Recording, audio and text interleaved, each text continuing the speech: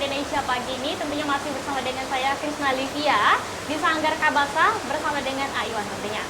Ya, baik Kak, kalau saya perhatikan di sini banyak sekali penghargaan yang terpampang di sini. Ada penghargaan apa saja?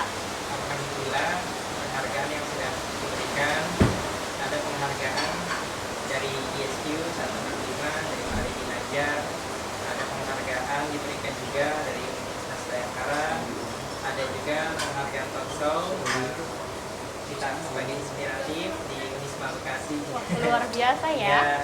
Untuk mendapatkan penghargaan-penghargaan seperti itu tentunya didukung oleh pengajar-pengajar yang profesional juga. Alhamdulillah ya.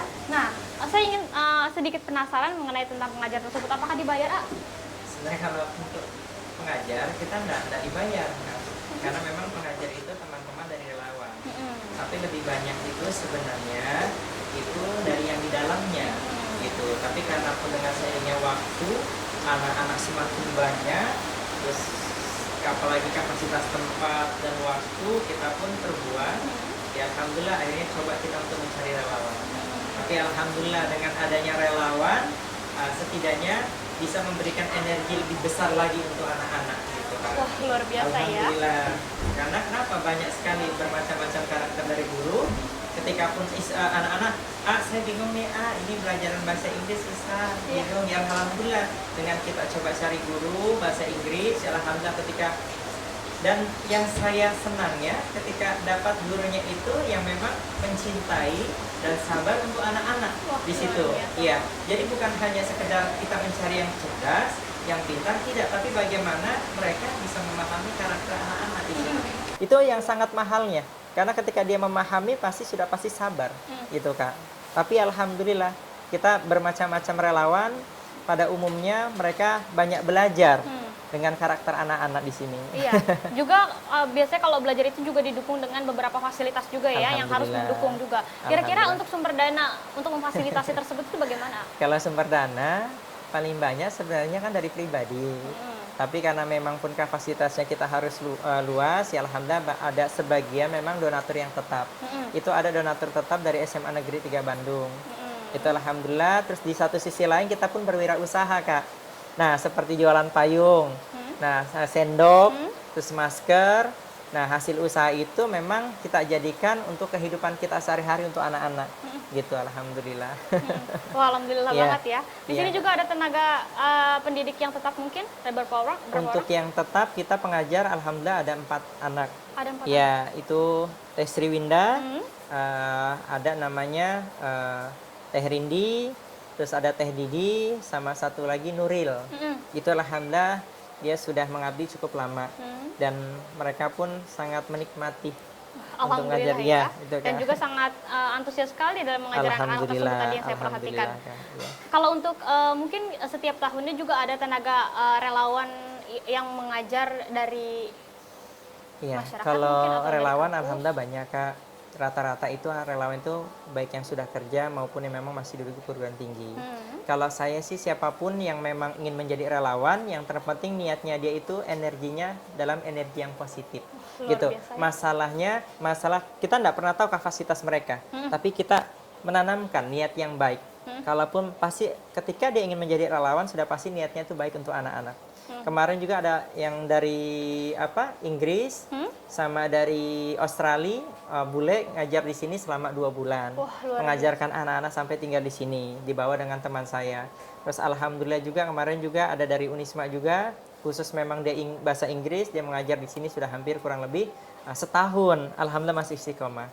Gitu. Dan saya bersyukur sekali dengan adanya teman-teman relawan semuanya, anak-anak belajar lebih tertib lagi, lebih terarah, dan semangatnya mereka itu tumbuh luar biasa. Alhamdulillah gitu Kak. Tapi untuk diantara anak-anak tersebut, apakah itu hanya terdiri dari anak-anak jalanan saja, anak-anak tidak mampu saja, atau juga ada anak-anak mungkin dari masyarakat sekitar sini?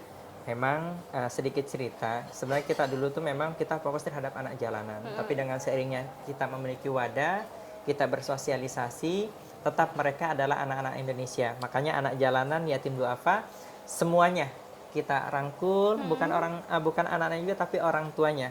Dan niat Sanggar Kabasa bagaimana bisa memberikan sesuatu yang baik dan bisa mencerdaskan anak-anak bangsa. Karena harapan kita kenapa kita bangun dengan ini, kita ingin mengurangi mereka jangan sampai turun ke jalan.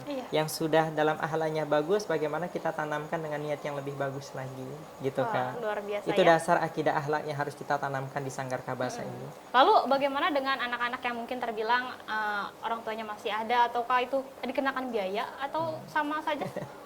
Kalau untuk biaya, kita dari 2006 sampai 2020 ini sama sekali tidak dipungut biaya. Yang ada malah kita mendorong mereka untuk belajar yang lebih semangat lagi. Contoh Kak, misalkan ada anak yang putus sekolah. Ini putus sekolah, ada yang umur 18. Bagaimana kita arahkan untuk masuk ke sekolah paket, terus kita arahkan lagi untuk soft skill-nya. Ada yang memang yang sudah putus sekolah SD, umurnya sudah umur 12 tahun, bingung mau masuk sekolah, ya udah kita hantarkan. Insya Allah yang memang putus sekolah di sini bisa kita hantarkan untuk bisa duduk kembali ke sekolah. Karena tujuan Sanggar kan kita mengurangi Kak. Bagaimana kita bisa mencerdaskan anak-anak bangsa, siapapun bentuknya, karakternya, yang penting semangatnya dia masih ada, energinya masih ada, ya kita hantarkan. Karena saya yakin, setiap anak jalanan Kak, contoh anak jalanan, kalau kita berikan, kita arahkan, kita rapikan, insya Allah mereka pun punya mimpi, punya harapan. Contoh seperti mutiara ketika terpendam dasar laut, kita bersihkan, kita rapikan, sama, memiliki nilai. Betul. Yang terpenting bagaimana kita sebagai founder, kita sebagai pembina, sebagai guru, kita bagaimana bisa masuk, merangkul, memberikan sesuatu yang baik terhadap anak itu, gitu. Dan sebelumnya mungkin sebelum ada kayak Sri tadi dan teman-temannya juga ya, Iya. apakah sendiri dalam mengurus anak-anak ini? Iya, kalau awal sih memang jujur ya Kak, itu pribadi dulu sendiri Kak. Kita memang hampir kewalahan sebenarnya itu. Dulu kan memang 10 anak, kita bawa gerobak, pindah ke kontrakan, ada satu wadah, kita coba memang belajar di satu kontrakan Kak. Pindah lagi ke lapangan, ya Allah ini kok kita ada tempat, tapi gimana caranya ada tempat kecil ini tapi bisa kita manfaatkan untuk belajar. Perlahan demi perlahan bangun wadah yang besar tuh. Ya sudah, karena semakin banyak anak-anak itu kewalahan. Ya akhirnya carilah para relawan itu. Kita coba broadcast, kirim ke teman-teman. Kadang kita japri teman, ada nggak, ada waktu senggang nggak buat hari A, hari B. Misalkan boleh kalau mau ngajar, berharap banget punya teman-teman yang mau jadi pengajar di Sanggar. Kadang alhamdulillah respon mereka positif sekali Kak. Gitu. Iya, mungkin nanti kita akan memberitahu kepada pemirsa di rumah bagaimana sih sosok seorang relawan yang mungkin dibutuhkan juga di Sanggar ini. Berikut informasinya pemirsa, tapi nanti kita jeda dulu dan setelah ini kita akan kembali. Sejak berdirinya Sanggar Kabasa di tahun 2004, pembinaan yang dilakukan sebagai bentuk pengelolaan Sanggar oleh Guntur Kurniawan kepada anak jalanan dan ibu-ibu sekitar wilayah Sanggar terus dilakukan hingga kini. Beragam pergerakan terus terlihat dari usaha-usaha pembinaan yang dilakukan sejak 2004 silam. Setiap langkah pembinaan yang selalu penuh dengan niat baik selalu diharapkan hasilnya juga baik. Hasil-hasil baik yang ditempuh tersebut beragam bentuknya. Bagi anak jalanan dan keluarganya, hal itu dapat terlihat dari adanya ekonomi yang meningkat, akses untuk kehidupan sosial yang mudah, wawasan yang bertambah, serta mengarahkan diri ke hal-hal yang lebih positif. Beragam hasil baik dari pergerakan dan usaha yang dilakukan oleh Guntur Kurniawan nyatanya masih akan terus berkembang dan bertambah. Untuk itu, peran pemerintah sangat dibutuhkan untuk membantu dan memberikan dukungan terhadap masalah dari anak jalanan. Dalam wawancara bersama Guntur Kurniawan, ia meyakini bahwa bantuan dari pemerintah tidak hanya dapat menyelesaikan masalah di Sanggar Kabasa, tapi juga seluruh masalah di negeri ini.